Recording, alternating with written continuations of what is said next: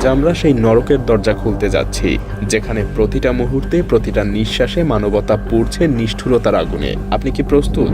সহ্য করার ক্ষমতা আছে? তাহলে বসুন, ঘুরে আসি সেই রক্তমাখা ইতিহাস থেকে। স্বাগতম আপনাকে আসাদের জাহান্নামে। সিরিয়া এক সময়কার শান্তিপূর্ণ মধ্যপ্রাচ্যের দেশ।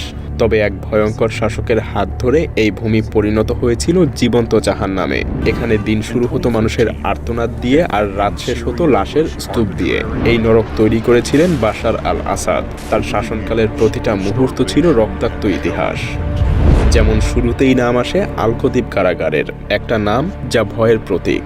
এখানে বন্দীদেরকে চোখ বাঁধা অবস্থায় টেনে নিয়ে যাওয়া হতো, তাদের শরীর ঝলসে দেওয়া হতো বৈদ্যুতিক শকে, রড দিয়ে পেটানো হতো এমনভাবে যেন প্রতিটা আঘাতে তাদের হাড় চূর্ণ হয়ে যায়।